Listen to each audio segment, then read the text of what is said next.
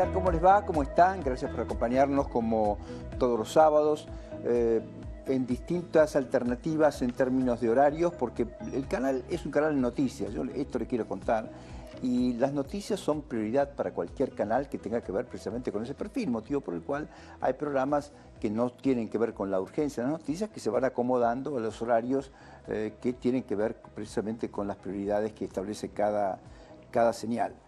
Nosotros vamos a repetir a las 11 de la noche, repetimos a las 19. No a las 19, a las 19. perdón, a las 19. Hoy repetimos a las 19 horas, porque también estamos digamos, aprovechando el hecho de que el canal tenga que transmitir en vivo. Así que les vamos a ir anunciando sábado a sábado si hay algún cambio en el tema de la emisión de la repetición. Pero en principio, nuestra repetición formal es a las 11 de la noche. Hoy vamos a ir a las 7 de la tarde. Exactamente. Y vamos contándole a la ¿Lo gente... confundí? No, está perfecto. Está Carola, perfecto. Yo entendí Carola perfecto. Sí. Yo quiero que le empecemos a contar a la gente con qué vamos a ir hoy.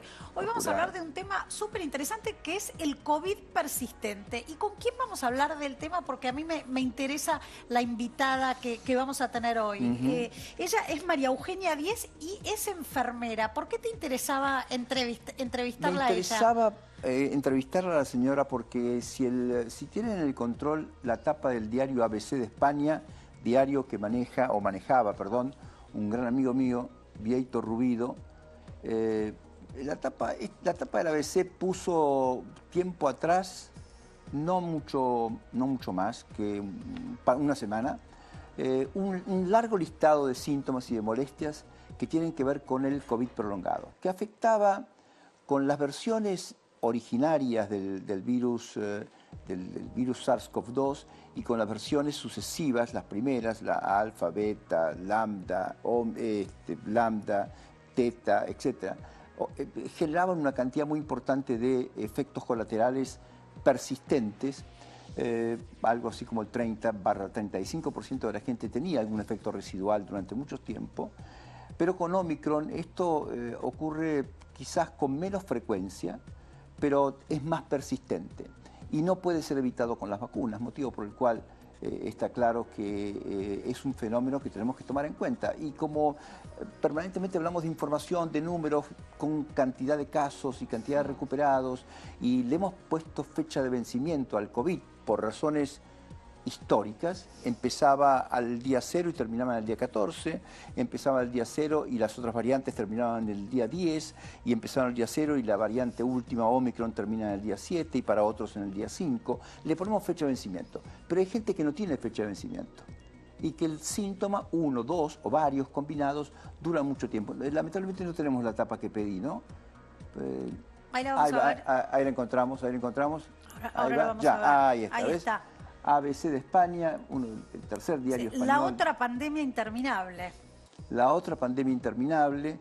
Y la señora que ustedes ven allí es precisamente una de los personajes que se ha convertido en portavoz de la gente que tiene COVID largo en Madrid.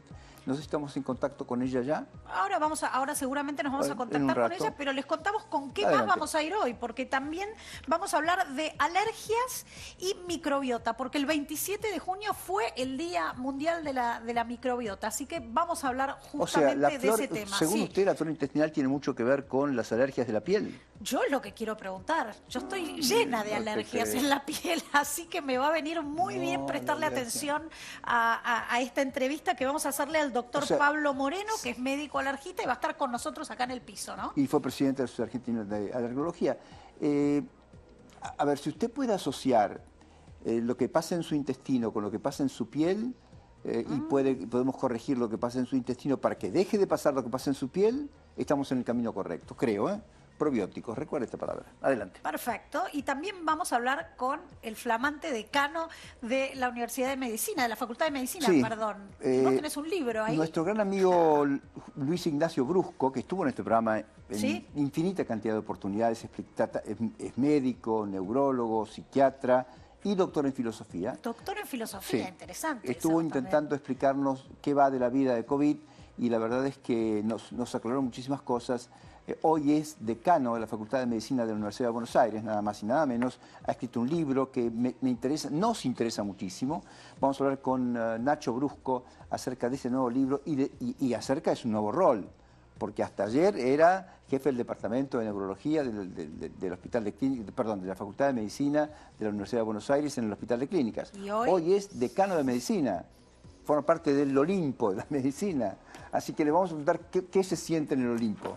Perfecto. Bueno, ya estamos listos para nuestro primer Zoom de hoy, justamente Adelante. con la enfermera. A ver, ya la tenemos conectada.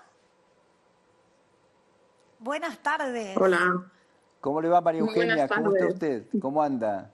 Muchísimas gracias por poder participar en este programa y la distancia al final se hace corta, encantada. Qué interesante verla en la etapa de ABC y ahora personalmente, está charlándonos sobre estos temas Tenerla con tan nosotros. particulares, ¿no? La licenciada María Eugenia Díez es enfermera en el hospital, en la unidad de cuidados intensivos del Hospital Universitario 12 de Octubre, portavoz además del colectivo COVID-19 persistente de Madrid. Quiero contarle, María Eugenia, que yo tengo un hijo que vive en España hace muchos años, que es documentalista, e hizo un documental sobre la pandemia precisamente en el Hospital 12 de Octubre. Así que nos ligan lazos familiares y de gestión de la pandemia en ese lugar. Cuéntenos por qué terminó en tapa de ABC. Pues bueno, yo me contagié en marzo del 2020, ¿no? Fue mi primer contagio, trabajando evidentemente en aquella primera ola. No nos protegía nada y bueno, pues a raíz de lo que os he estado escuchando, de que entraba todo en un patrón, ¿no? Que había un pico a los 7 días, que si pasabas ya no enfermabas de manera grave, y a los 14 pues uno mejoraba y volvía a la normalidad. A mí eso nunca me pasó. Yo no he vuelto nunca a la normalidad antes de contagiarme del SARS-CoV-2. Y bueno, en aquel entonces se desconocía mucho más de lo que se sigue desconociendo, porque todavía hay mucho que investigar. Y era esa sensación de no poder hacer cosas, bueno, me aparecían síntomas nuevos, otros se acentuaban, no entendía por qué, hasta que empezamos a través de redes a contactar de manera ya no solo autonómica y nacional, sino internacional, ¿no? Porque esto desgraciadamente es un problema que es a nivel mundial. El COVID persistente, el long COVID o COVID largo, como queramos llamarlo, desgraciadamente es una enfermedad a nivel mundial. Y bueno, nos hemos ido unificando pues para intentar ayudar, ¿no? Porque siempre digo que los pacientes somos la fuente de información en esta enfermedad. Al principio costó un poquito que creyeran que no estábamos bien porque el aspecto parece bueno. Y bueno, las sensaciones de envejecimiento prematuro, siempre lo digo, es como una sensación de haber envejecido 20 o 25 años de golpe y no volver a ser uno mismo. Eugenia, usted tuvo su primera manifestación de enfermedad en marzo del año 2020, tal cual acaba de contarnos, porque estábamos todos improvisando de alguna manera y el contagio fue mucho más sencillo. La pregunta es, ¿hubo un espacio, hubo una intermitencia, un espacio donde usted no tuvo nada y después volvieron a aparecer los síntomas o directamente continuó con síntomas hasta este momento? Bueno, los síntomas que yo tuve fueron diversos, de hecho los llegué a notar y tuve hasta 34 síntomas diferentes durante la fase aguda. Mi fase aguda fue bastante leve, fue leve, considerada paciente leve, yo no tuve neumonía bilateral ni ingresé en un hospital. Somos el perfil de paciente de COVID persistente, ¿no? Mujer de 40 y pocos años sin ingreso hospitalario. Y esos síntomas me fluctuaban, de ahí un poco la desubicación, ¿no? Sobre todo de lo que sentíamos, porque los síntomas iban y venían, fluctúan un montón, no entendías por qué por la mañana te levantabas bien y por la tarde tenías diarrea y dolor de cabeza tremendo, y al final vas entendiendo un poco la enfermedad. A la conclusión que llegamos todos los pacientes es que cualquier esfuerzo físico y mental nos produce un brote. Un brote significa que pues como ahora mismo yo tengo una afonía un poquito más extensa, a mí el hecho de trabajar de noches en el hospital me produce todo esto. Entonces ya llegas a entender el porqué, pero los síntomas fluctúan y no siempre han tenido que aparecer en la fase aguda. Hay gente, estamos viendo en las diferentes olas, cada ola hay un perfil de paciente persistente. no solo afecta o sea, afecta también niños, a adolescentes, sí. Y los síntomas ha podido ser un paciente asintomático. O sea, ya estamos viendo pacientes asintomáticos que a los 2 meses empiezan a notar que algo les pasa. Y María Eugenia, ¿cuál fue la respuesta inicial que tuviste de parte de los médicos? ¿Se indicó algún tratamiento? ¿Hubo algo por hacer desde este 2020 a la fecha? Bueno, yo como sanitaria va a sonar un poco raro que diga esto, ¿no? Pero como paciente no nos han creído mucho, ¿no? Ha costado bastante. Que sí, es verdad, yo siempre digo que yo como enfermera, si un paciente me dice que tiene dolor, yo le creo y le pongo un analgésico. Claro. Pero aquí costaba mucho porque las pruebas diagnósticas en un principio nos dan todas dentro de los parámetros normales, casi todas. El problema es que ya nos hemos juntado un volumen de pacientes contando lo mismo y sin conocernos de nada, que bueno, pues al principio ha sido duro, sobre todo los que hemos estado en la primera ola nos lo llegaban a, bueno, a achacar un poco al estrés, ¿no? Y a un poquito al perfil de mujer, que al final parece que lo que tenemos es ansiedad y nos recetaban muchos ansiolíticos. Hoy en día se sabe más, 2 años después se sabe más. Seguimos insistiendo en que esto es necesario la investigación porque no tenemos, ha costado mucho que la OMS definiera esto y no tenemos un tratamiento eficaz ni efectivo porque no sabemos por qué nos pasa esto, ¿no? Hasta que eso no haya un perfil de paciente, igual que se está investigando porque a una persona le produce COVID grave, tienen que averiguar por qué una persona tenemos COVID persistente. María Eugenia, ¿usted se vacunó después de la, digamos, cuando aparecieron las vacunas y fueron disponibles, estuvieron, perdón, disponibles? ¿Usted se vacunó con las vacunas que llegaron a España, que me dirá usted cuáles son, si lo hizo? Sí, yo, bueno, como sanitaria, además, nos hemos vacunado antes. Bien. Yo tengo puestas 2 dosis de Pfizer y una de Moderna. Quiero decir, yo tengo 3 dosis y después de las 3 dosis me he vuelto a infectar en mayo de este año. Esa infección, supongo que yo la pasé más o menos igual que la primera, de ser sincera, y he dado pasitos para atrás en mis brotes. Y, o sea, esa nueva infección lo que hace es que demos los pasitos que habíamos dado hacia adelante, volvamos hacia atrás, que los brotes no se espacien y sean más seguidos. Y sean Eugenia, más... ¿cuáles son los síntomas que tiene en este momento vinculables a ese primer episodio de marzo o al nuevo episodio post-vaccinal, después de las vacunas? Bueno, los síntomas no me han variado desde mi primera infección en marzo. Yo tengo muchas cefaleas, son dolores de cabeza que cuesta definirlos porque son muy diferentes. Yo ya tenía migrañas previas y son unos dolores de cabeza insoportables y diferentes. Esa niebla mental que llamamos, no sé si allí se llamará igual, Sí, se llama igual. que es como una capacidad que te limita para pensar. Yo antes iba a muchos congresos, leía muchos libros y yo no puedo leerme un texto largo porque no lo comprendo, hay días que no los entiendo. Cambio las letras de orden, una especie de dislexia. Todo esto es alterna. Un día puedo estar bien y otro mal. Tengo conjuntivitis de repetición. ¿Cómo está afectando esto tus tareas diarias como enfermera? Bueno, yo en 2 años ya no es solo mi capacidad profesional, ¿no? Es mi vida personal, de ocio y de todo. Modificas todo. Claro. Yo he pasado un duelo, siempre digo que con esta enfermedad hay que pasar un duelo, ahora mismo estoy en la fase de aceptación porque no me queda otro remedio, y entonces he modificado mis mis hábitos de vida. Yo conduzco de manera diferente porque no tengo los mismos reflejos. En mi vida familiar he aprendido a sustituir y a delegar un montón de cosas. Y efectivamente mi vida laboral es la que mayor responsabilidad tengo, porque trabajo con pacientes. Claro.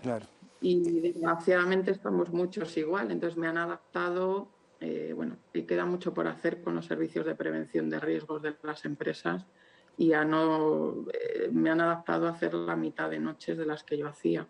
Pero bueno, yo sigo pensando que es un riesgo porque hay veces que no recuerdo ni la medicación que cargo. María Eugenia, ¿qué medicación le están dando ahora específicamente indicada para el COVID prolongado? Bueno, pues no hay nada específico, va un poco asociado a la sintomatología que tengamos cada uno, ¿no? En mi caso, es para tratar un poco las Los cefaleas, pues síntomas. es sintomático, es muy sintomático, no llegan, hay gente con problemas digestivos, probióticos, de hecho los dolores musculares y articulares, tipo de rehabilitación guiada y adaptada, todavía está muy poco investigado. No, le quiero contar, María Eugenia, que yo estuve buscando información, por supuesto, y hablé con contactos internacionales que nos han acompañado en toda la pandemia. Y usted sabe que hay una de las hipótesis de trabajo que intentan justificar el por qué la persistencia del COVID tanto tiempo, tiene que ver con la pequeña generación de microtrombos en algunos lugares del cuerpo. Y entonces han empezado un ensayo de investigación utilizando en pacientes parecidos a usted, en términos de perfil sintomático, usando pequeñas dosis de anticoagulantes. Y por supuesto, probióticos. Esto es esencial para disminuir la inflamación intestinal que puede acarrear un COVID persistente. ¿Sabía algo de esto? Sí, hay varios, digamos que hay tres guías de investigación, Sí, una de ellas es 3. esta. Otra es el reservorio, también se Sí. maneja que haya una especie de reservorio, pero bueno, creo Que que estén queda todavía escondidos en mucho algún por... sitio el virus, que esté escondido en algún lugar. Sí, han visto en biopsias bueno, como digo yo, tenemos todas las itis, todas las inflamaciones que haya podido haber, pues de gente que le han tenido que extirpar el apéndice y aparece la El virus. replicación del virus, Sí, es verdad. apéndice en Es verdad. tejido.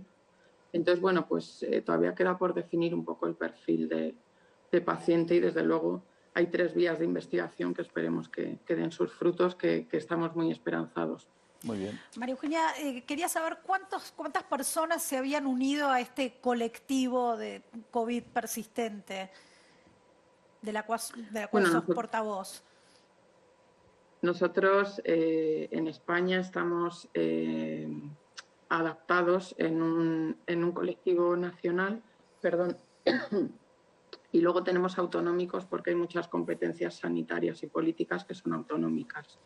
Nosotros en Madrid seremos como unos 800 más o menos y en toda España como unos 6.000. Entonces, bueno, es una cifra poco significativa, a lo mejor entre comillas, porque no todo el mundo se atreve a dar la cara en un colectivo y hay mucha gente que ha perdido el trabajo incluso por decir que tiene COVID persistente. María Eugenia, muchas gracias. La verdad que sí, usted nos ha aclarado muchas cosas y esperamos todos que se mejore, que se logre saber exactamente por qué ocurre esto, por qué la persistencia de esto que le pasa al 20% de la gente. No es un tema menor, teniendo en cuenta la cantidad de millones de personas que han padecido la enfermedad. Solo en nuestro país, por ejemplo, en Argentina, ustedes tuvieron casi 12 millones de casos positivos. Nosotros hemos tenido cerca de 9 millones y 900. Tal modo que si uno toma un 20% de gente que todavía tiene alguna patología o alguna sintomatología vinculada con la enfermedad, estamos hablando de casi 2 millones de personas que estarían padeciendo esto en nuestro país y a lo mejor desorientados porque no lo asocian con la enfermedad. Así que le agradezco mucho el testimonio de todo corazón y la valentía en darlo, además. Muchísimas gracias por la invitación, un placer de verdad y seguro que sí, que con el tiempo se encuentra algo. Ojalá. Muchísimas gracias, María Eugenia. Un saludo. Decía María Eugenia Carola Sí. que hay 3 hipótesis de trabajo. Una es que el virus quede en Sí. algún lugar de tu cuerpo. Esto que decía que El detectaban... reservorio, eso Sí. es.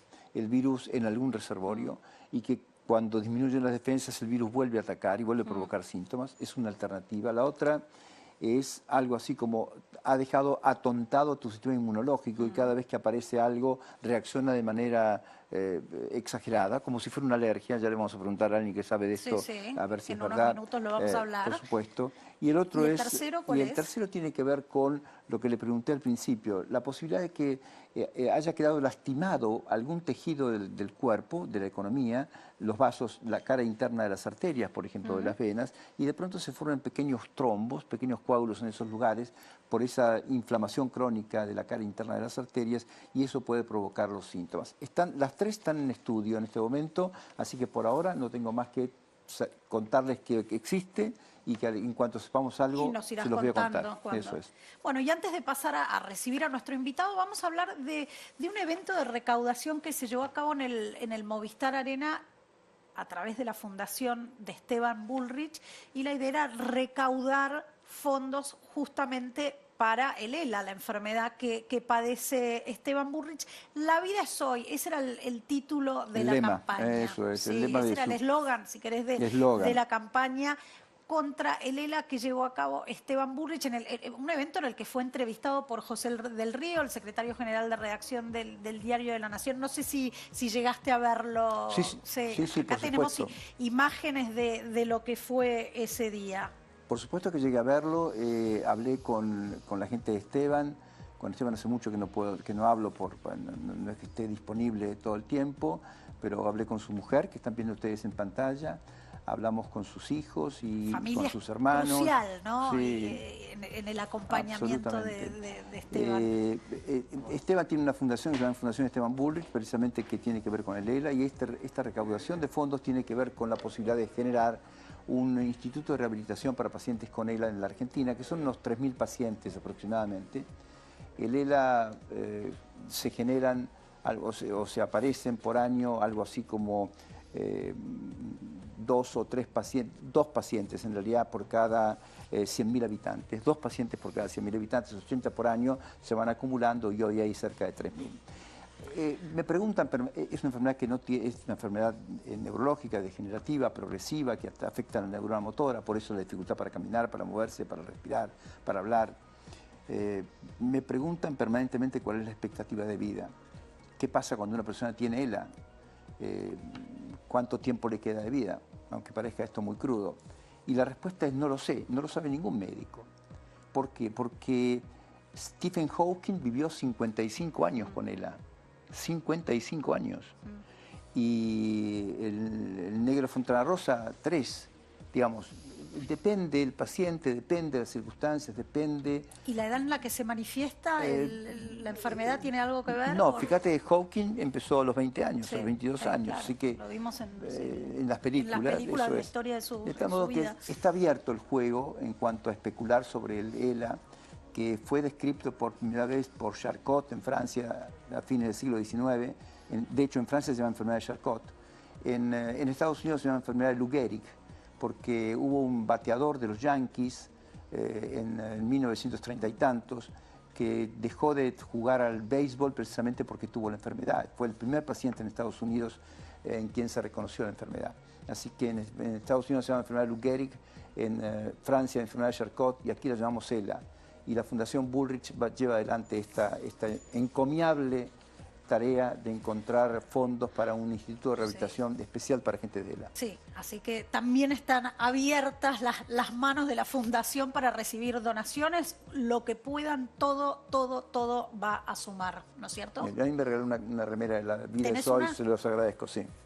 Tenemos para ver, ¿te acordás el Ice Bucket Challenge? Donde sí, se tiraban, claro. Que eso fue en realidad, sí, creo que tenemos las imágenes de eso. No estábamos hablando mucho del tema y de repente esta campaña que fue absolutamente viral, ¿no? Donde se desafiaban a tirarse ese balde con agua helada, casi con pedazos de hielo, ¿no? Fue el primer contacto que tuvo mucha gente alrededor del mundo con la enfermedad, ¿no? Una forma de hacerla conocida a los que no la conocían. Sí, me parece que hay una imagen también de Bill Gates haciendo lo mismo, así que todo el mundo intentó... Ahí va, sí. Eso es. Bueno, esta era la campaña internacional que intentaba despertar conciencia sobre el ELA. Ahí lo tenés, a Bill Gates, antes creo que era Chris Pratt. Eso es. Bueno, y desafiaba a otras 3 personas a que hagan lo mismo, y la idea era que el mensaje se fuera difundiendo, ¿no? Y la idea era que el que no lo hiciera tuviera que aportar un dinero por una especie de pago de multa por no poder hacerlo. Aportó igual, a pesar todos de aportaron haberlo igual. Hecho, sí. Pero bueno, ven lo sofisticado del balde de agua de Bill Gates, ¿no? Considerando quién es. Pero lo hizo. Y esto empezó a despertar conciencia. Y acá en Argentina esto mismo lo hace Esteban Bullrich vía su fundación, con el apoyo de la Nación, con el apoyo del Diario de la Nación, y con el apoyo de todos los argentinos. Eso espero, porque Esteban es básicamente una persona de bien. Y entonces la persona de bien que estimula a los demás a ayudarlo, me parece que merece tenerlo en cuenta. Que le prestemos atención. Bueno, tenemos a nuestro invitado Adelante, acá preséntelo, en la mesa. Él es el doctor Pablo Moreno, es médico alergista y presidente de la Asociación Argentina de Alergia e Inmunología. ¿Lo dije bien? Perfecto, Carola, perfecto. Un gusto estar acá Gracias con por ustedes. estar acá, Muchas No, gracias al contrario, por gracias estar acá. por la invitación. Bueno, has escuchado casi todo el programa, así que... Sí, me parece que muy importante lo que dijo la enfermera, el long COVID es una cosa que nos preocupa, ¿no? A todos los que tratamos Ahí está. por toda la sintomatología, por todo lo que lleva y sobre todo porque no hay, como bien explicaste, un mecanismo claro en sí. ¿Cuál es el origen, ¿no? Y como dijo en algún momento también la enfermera María Eugenia, habló también de que puede ser un mecanismo inmunológico donde uno no solo hay una reacción, sino también agota un poco las defensas para sobrellevar ese COVID. Lo que me llama la atención, particularmente de ella, es que el COVID que describió ella era un COVID leve, ¿no? Sí, Claro, que no había requerido No, hospitalización. claro. Por ahí se podría pensar, se me ocurre, que un COVID leve, que fue bien manejado por el sistema inmunológico, agotó un poco más las defensas de lo Lo que dejó sería exhausto, digamos, es ¿no? en lo y que, la otra posibilidad es, ¿puede ser que el virus acantone en el intestino, provoque una inflamación crónica? bueno, el mejor ejemplo es el herpes zóster, ¿no? Que Claro, por ejemplo. Bueno, que supongamos está que se comporta como el herpes, como el virus de la varicela, zoster, claro. como el virus varicela zoster. Supongamos que se comporta como él y se acantona el virus del COVID, ¿no? El SARS-CoV-2, y se acantona en el intestino. ¿Yo tengo que usar probióticos para desalojarlo del intestino o no? Y Mirá. vayamos repasando para la gente, porque vos venís hablando de probióticos Hace un 20.000, montón, 20.000 pero de años. repente hay gente que se está sumando hoy, así que les vamos a explicar qué es un probiótico, porque acá el doctor es fanático, ¿no? Bueno, no, me encanta que sean fanáticos de algo que tiene muchos años. Los probióticos empezaron hace varios siglos con Elie Meshnikov, que fue un premio Nobel de Así es. medicina, que él buscaba la vida eterna y vio que había un estado donde uno presentaba distintas situaciones por las cuales se alteraba lo que todavía no se llamaba inmunología, y él describió que consumiendo ciertos productos estas situaciones se mejoraban. Y a partir de ahí empezaron el conocimiento. Los términos probióticos, microbiota, son todos términos nuevos. Antes hablábamos de la flora intestinal, ahora, bueno, como flora intestinal se remite a cierta parte, la idea es que uno hable de la microbiota. Y vos decías, Claudio, al principio que estaba relacionada con la parte gastrointestinal. La microbiota está en todos los órganos que tienen contacto con el exterior. Está en la piel, está en el aparato genitourinario, está en los pulmones, está en la nariz, está en las senos paranasales, y es desde donde ahí los que hacemos alergia, como en mi caso, podemos relacionar los efectos de estos cambios de esta microbiota y la unión que pueden tener con las distintas enfermedades. Bien, la pregunta entonces es, ¿cuál es la alergia más común que uno puede vincular a trastornos en la microbiota? Y bueno, a ver, yo no te tengo, me pica la piel o tengo alergia, ¿qué puedo hacer? Bueno, vos sabés que la microbiota tiene gracias a las nuevas técnicas, antes no se podía caracterizar cuáles eran las bacterias que nos habitaban, y hubo un proyecto muy importante del Instituto Nacional de Salud de Estados Unidos, el NIL, que se llama el Human Microbiome Project, y que ahí pudimos conocer ciertas bacterias que antes desconocíamos. Entonces, lo de la microbiota, si bien tiene cientos de años, el saber cuál y dónde todavía estamos en camino. Y por eso me parece que es parte de una ciencia que en el futuro va a deparar grandes novedades y grandes posibilidades terapéuticas. Porque vos dijiste, Carola, que hoy el 27 fue el día de la microbiota, Sí. y esto lo organiza un instituto que está en Irlanda, y ellos mismos hicieron una estadística y relacionaron 95% de todas las enfermedades con la microbiota. 95%. 95%. Altísimo, ¿no? Enfermedades degenerativas, Caramba. enfermedades oncológicas, la En inmunosenescencia. todas ellas hay algún trastorno de la microbiota. Pero, insisto, en las alergias en especial. Bueno, eso es lo que te iba a decir. Muchas de las alergias sabemos que tiene relación por el efecto. La microbiota son las bacterias. Bueno, microbiota, hablamos de los gérmenes que nos colonizan. Pueden ser bacterias, pueden ser virus, pueden ser hongos. Todavía la parte de virus, que se llama viroma, y de hongos, que se llama micoma, está en los albores, ¿no? Lo que conocemos más son las bacterias, y estas bacterias han mostrado que tienen relación con la mayoría de las enfermedades alérgicas. Si bien no está relacionado cuál es la que mayor predispone los cambios, sabemos que interviniendo sobre, por ejemplo, la dermatitis atópica, que es una enfermedad más prevalente en los niños, persistente en los adultos, pero que afecta mucho la calidad de vida, consumir un probiótico va a ayudar a que esta dermatitis atópica mejore. ¿Algún probiótico en particular o el probiótico yogur, por ejemplo? Eso es muy importante lo que vos me preguntás, porque los probióticos también se generan de cultivos caseros. Habrán escuchado el kefir, la kombucha, el chucrut, todo eso, ese cultivo de eso, de esa fermentación, en ese líquido sobrenadan probióticos. ¿Cuál es el problema del cultivo casero? Los médicos nosotros nos basamos en algo que se llama medicina basada en la evidencia. Y tenemos que ser lo más estrictos posibles como para hablar. Cuando uno hace un cultivo casero no sabe qué probiótico va a generar, cuál es la cantidad de ese probiótico que va a estar. Los estudios relacionados con la alergia muestran que cuanto más identificada sea la bacteria que uno use para tratar, que tenga nombre, segundo nombre, apellido y segundo apellido, más específico va a ser. Y lo que sí tenemos en claro es que no todos los probióticos funcionan para las mismas patologías y no todos van a tener la misma acción. Y miren qué interesante que con el estudio del probiótico hemos empezado, de la microbiota, hemos empezado a entender que ya no solo es la bacteria, sino los metabolitos que produce la bacteria, es decir, lo que ella misma produce, y en un futuro los tratamientos van a estar orientados no solo a los probióticos, sino a los metabolitos que producen. Claro, porque, perdón, Carola. Mi intriga tenía que ver con el diagnóstico, cómo se realiza el diagnóstico de los pacientes, porque se acerca un paciente a verlo usted y dice, bueno, usted diagnostica una dermatitis atópica, dijo, bueno, y ahí cómo decide un curso de tratamiento. Yo les contaba que fue un poco complejo definir la microbiota. Es un poco difícil decir cuál es una microbiota sana y cuál es una microbiota que está fuera de esta aptitud, ¿no? Hay una microbiota habitual. ¿Vale la pena hacer un estudio de microbiota aún cuando no sabemos? Son estudios costosos, difíciles de hacer, pero uno puede tener en cuenta los antecedentes de un paciente. Hay situaciones por las cuales esta microbiota se ha visto modificado.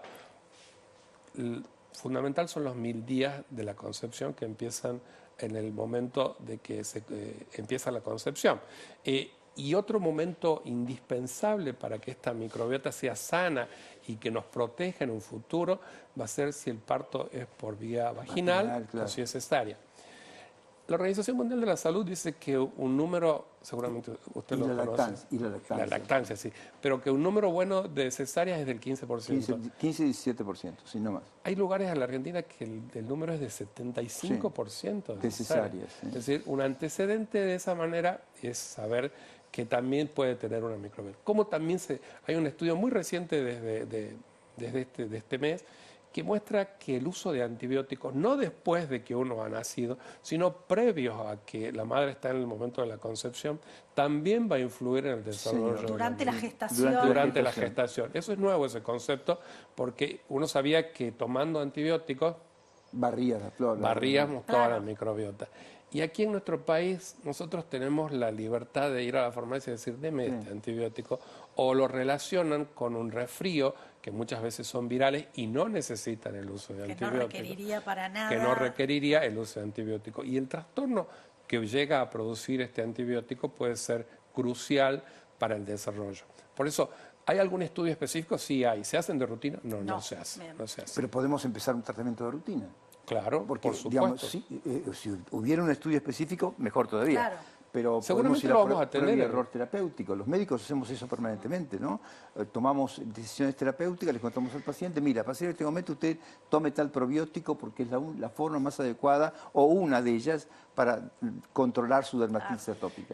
¿Y sabes cuál es la ventaja del probiótico? Que no vamos a tener un efecto colateral Claro, como el es el corticoide, o como un Claro. antiinflamatorio, o como un para la gastritis, un anti-H2. Entonces, el probiótico está con nosotros, es parte de nuestra constitución.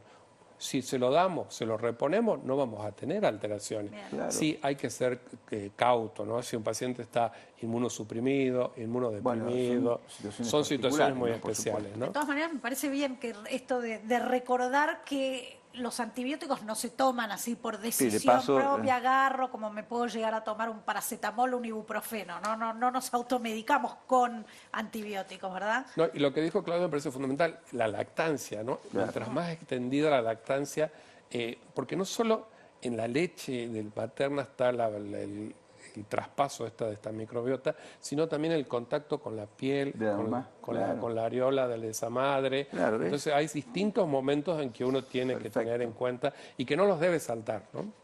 Clarísimo. Tenemos que Sí, despedirlo. tenemos que lamentablemente. despedirlo, pero bueno, lo vamos a volver a invitar porque tenemos más preguntas para hacer. Muchas gracias No, por al haber contrario, estado muchas gracias hoy por la acá. invitación. Muchas gracias, muy amable, realmente, Pablo, de todo corazón. Gracias por venir y por contrario. contarnos todas esas cosas, Gracias todas estas por- cosas tan interesantes. Pablo Moreno, el doctor Pablo Moreno. Yo le voy a preguntar a nuestro productor que está detrás de cámara si vamos antes con las noticias, porque tenemos los principales títulos en Más Salud, o si vamos antes con el invitado. Vamos Con el invitado, con el ahí doctor está, Brusco. ahí Entonces está. yo creo que es el momento que muestres antes su libro. Está me parece que le sacamos una fotografía, ¿Le debe sacaste una estar ya. foto? Si no, lo podemos bueno, mostrar. entonces acaba el A libro. Ahí va. Ahí va. Ay, qué perfecto. Maravilloso. ¿Lo ven bien? Sí. El cerebro, El cerebro político. de Editorial Salerno. Luis Ignacio Brusco. Luis Ignacio, ¿cómo estás? Buenas tardes.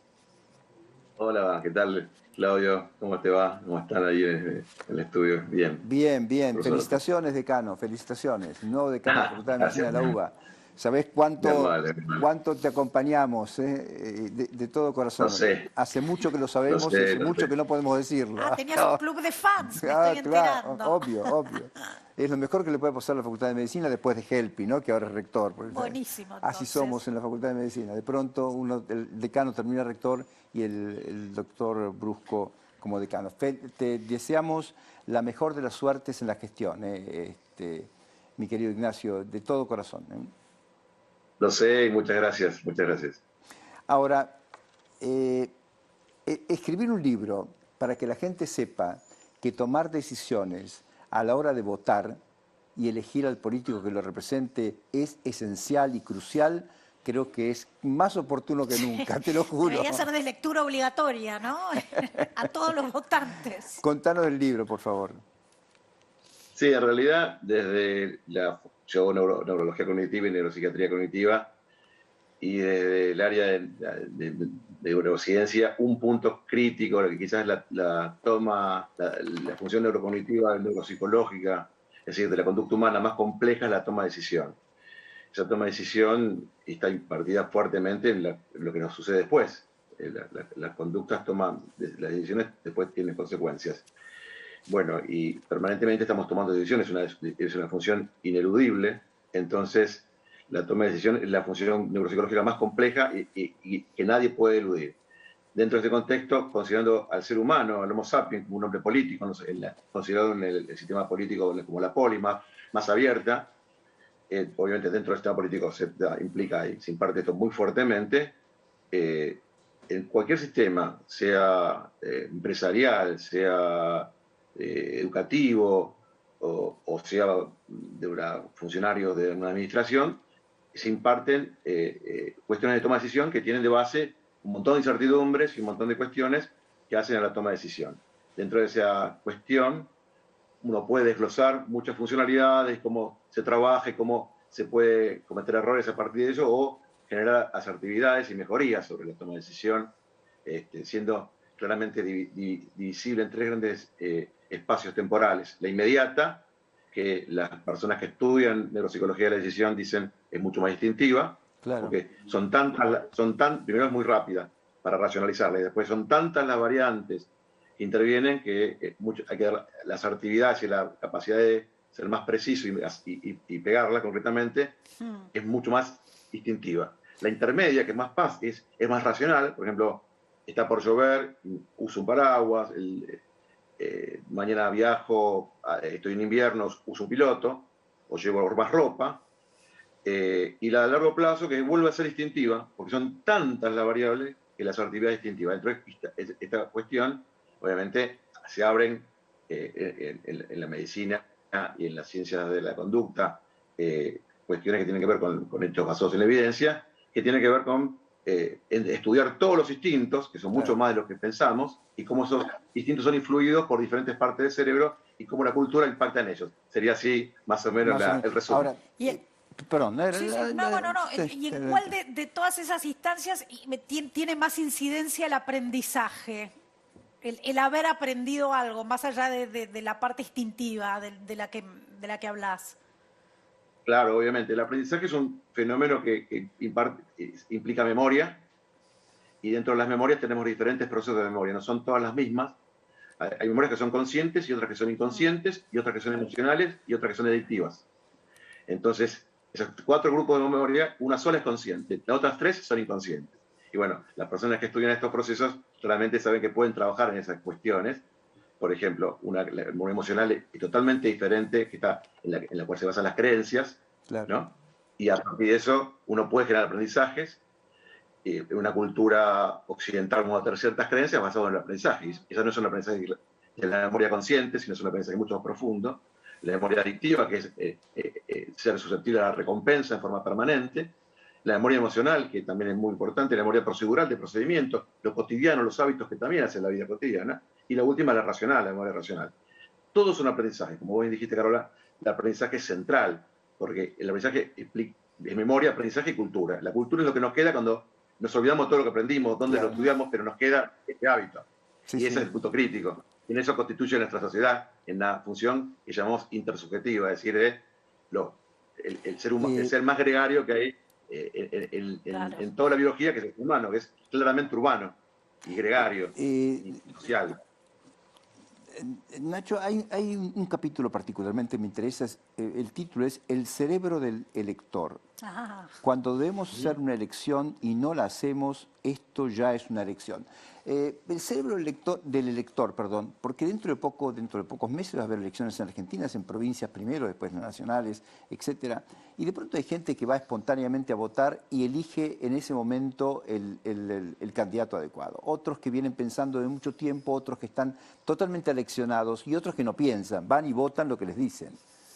De tal modo que esta historia del cerebro del elector tiene variantes y lecturas múltiples, o hay una sola. No, como vos bien decís, tiene lecturas múltiples y basadas en estos tipos de aprendizaje y estas características culturales también. Entonces, en el cerebro del lector intervienen estas 4 tipos de aprendizaje que hacen que tomemos decisiones de diferente manera. Por lo cual hay personas que van a ser más racionales, otras que van a ser más instintivas, otras más emocionales. Y acá la gran lucha es entre los sistemas de creencia y los sistemas racionales. Claro. Hay muchas personas que están basadas en sistemas de creencias que son casi imposibles de cambiar, excepto que uno trabaje en sistemas de hacerle entender que esa cuestión que es emocional, esto no solamente en cuestiones políticas partidarias, políticas generales, religiosas, en el placebo, en los sistemas de creencia, en los medicamentos, claramente está implícito. Claro. Es difícil hacerle pensar a una persona que un medicamento no hace efecto y a veces es contraproducente hacerlo. Por lo cual, cuando acá una premisa crítica para la toma de conocimiento de esto es que cuando uno trata de convencer a una persona que tiene su creencia más aferrada, le va a aferrar esa creencia, en vez de hacerse le cambiar. Por lo cual, esas posturas... Claro, reafirma... Sí, absolutamente. Sí. Reafirma lo contrario. Entonces, después está en la velocidad de información. ¿Cuánto tiempo antes las personas van a cambiar su decisión? Bueno, hay un conjunto de variantes que tiene que ver con la neurociencia sin meternos en lo que es el análisis político, que no es mi área, ¿no? No, claro. ¿Algo más? No. Yo me había preguntado justamente lo del aprendizaje, a ver si había alguna forma de tener cierta incidencia sobre la toma de decisiones, ¿no? Que fuese algo menos instintivo y más pensado. Señores, este libro da nacimiento a la neuropolítica, ¿eh? Estamos hablando ya de no de neurólogos en la política, sino de neuropolítica. Son dos cosas diferentes. Claro, no es el cerebro del político, es el cerebro político, que es para la polis, digamos, ¿no? Y bueno, obviamente para la que gente. la política... Está bien, Bueno, está bien la distinción esa. Muchas gracias. Lo voy a leer con mucho cuidado y después te voy a contar cuál es mi punto de vista, si te interesa, por supuesto, seguro, obviamente. Pasea por muchos lados el libro, realmente, así Buenísimo. que bueno, es... Después me lo prestás a mí. Vamos a ver. Te mando uno ya. Pedí y me va a llegar a mí. Gracias, Ignacio, muchas gracias. Un abrazo grande, muchas gracias. Esta es tu casa, como siempre. Muchas gracias. Lo sé, gracias por el apoyo de siempre y sé que tus palabras son claramente sinceras y sabés que el cariño que te tengo. Gracias, hermano. Un beso ahí. Gracias. Hasta luego. Bueno. ¿Quiere que repasemos los títulos de la semana en Más Salud? Sí. Vamos a repasar las principales noticias en salud de esta semana. Yo le voy a leer los títulos y el doctor después le va a hacer los comentarios porque las elegimos para ustedes. La primera tiene que ver con COVID y la subvariante Omicron BA.5 en Argentina. El Instituto de Análisis Malbrán confirmó el primer caso de una persona que fue diagnosticada con la enfermedad COVID-19 causada por la subvariante de Omicron BA.5. Ustedes ven ahí un esquema muy interesante de la proteína espiga del coronavirus que va desde la WA1, que es la original, la de Wuhan, eso se llama virus silvestre, técnicamente, que tiene una estructura determinada, las esferas blanquitas. Sí. Después aparecieron la beta, la alfa, la gamma, la teta, etcétera, la delta. Y cada uno fue modificando, y por eso son variantes, cada uno fue modificando la estructura de la proteína spike, la proteína S. Hasta que apareció Omicron, ahí en amarillo, el 11 de noviembre del año 2021. Me acuerdo perfectamente porque es el día de mi cumpleaños. Por ese motivo Omicron empezó en Sudáfrica y después en Portugal, o casi simultáneamente en Sudáfrica y en Portugal. Y después aparecieron rápidamente, fíjense, en 7 meses aparecieron lo que demoró otras variantes del virus, 2 años. A Omicron le demoró nada más que 8 meses pasar de Omicron original a BA.5, que es la última. Estas subvariantes. Que son 7 subvariantes tiene ya Omicron. Y es el peor de la clase Omicron, es el virus más malo de la historia. ¿Y por qué le pusimos el título del peor de la clase? ¿Qué hace? Porque se adapta de una forma tan particular. Mire, si nos hubiera tocado Omicron, cosa muy rara porque al inicio nada es aislado, todo es consecuencia de algo que ocurre. Esto es el universo, pero si nos hubiera tocado una variante como Omicron al principio, hoy estaríamos con media humanidad enferma o comprometida. De tal modo que Omicron es la consecuencia final de la evolución del virus, que no se quiere ir y que no nos quiere dejar en paz, primer punto.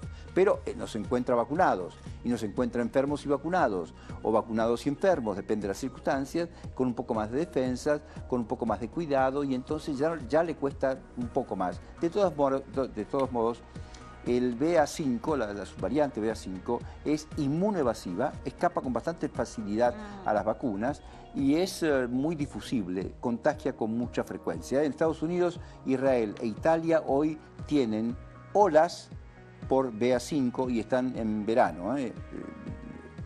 La siguiente. Bien, vamos con la segunda noticia del día que tiene que ver con cáncer de mama, porque el cáncer de mama se propaga durante el sueño. Un equipo científico suizo constató que las células cancerosas circulantes que forman metástasis surgen principalmente durante la fase de sueño. Y en el caso de los tumores de mama, esto se confirmaría. Sí. Esto es la revista Science, la imagen es de la revista Science, salió publicado hace 3 días nada más. Pero ¿qué importancia tiene para la oncología clínica el saber que las metástasis se forman durante la noche y no durante el día? Esto tiene una sola finalidad, un solo objetivo, la ubicación temporal en términos de 24 horas del día del tratamiento. Si yo estoy usando un tratamiento que inhibe las metástasis o evita las metástasis, lo voy a usar de noche ahora en lugar de usarlo a la mañana. Un tratamiento de quimioterapia, por ejemplo, o un tratamiento con anticuerpos monoclonales. Anticuerpos que tienen que ver con el manejo o con la disminución de la aparición de metástasis, en lugar de usarlos regularmente, como lo hicimos durante los últimos 10 años, durante la mañana o a media mañana, lo vamos a usar de noche. ¿Y en el caso de la radiación? La misma historia. ¿También? Exactamente lo mismo. Por ende, estos estudios que parecen anecdóticos tienen una importancia vital a la hora de tomar determinaciones de cuándo aplico un tratamiento. No qué tratamiento, sino cuándo lo hago. Bien. Esto se llama, es cronobiología, digamos, es utilizar los conocimientos del fenómeno en términos de 24 horas para saber en qué momento mi medicamento va a resultar más efectivo. Clarísimo. Vamos con la tercera noticia del día, que también tiene que ver con Omicron y vacunas específicamente creadas para Omicron. Los asesores de la FDA de los Estados Unidos recomendaron incluir un componente específico contra Omicron en las vacunas de refuerzo contra el COVID-19 para el otoño del hemisferio norte. Sí, o sea, para los próximos meses en Estados Unidos van a aparecer vacunas de Pfizer y de Moderna, con las dos variantes de Omicron, BA4 y BA5, incorporadas. Y para fin de año, principios del que viene, van a aparecer vacunas anti-COVID de próxima generación, ARN mensajera próxima generación, Next Generation, que van a ser polivalentes. Va a cubrir todas las variantes, subvariantes conocidas de coronavirus, de SARS-CoV-2. ¿Y por qué? ¿Y cómo? Y con esto termino.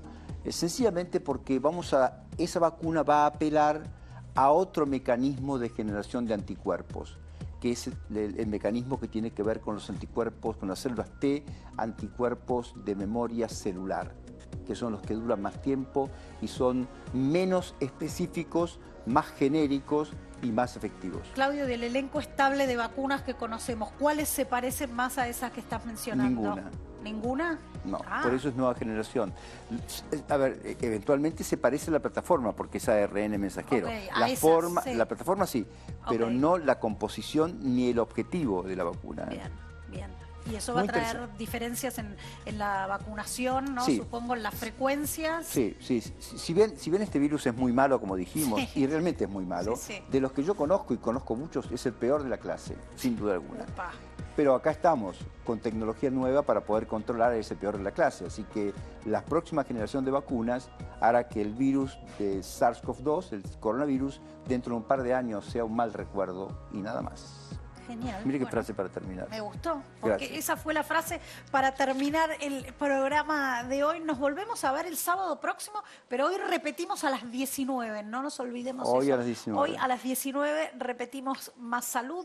Yo los despido hasta el sábado próximo y lo dejo al doctor para que los salude también. No nos dejen solos, como decía Neuster. Si se vuelve a hablar de Neuster, no nos dejen solos, por favor. Bueno, no nos dejen solos. Muchas gracias, un fuerte abrazo a todos.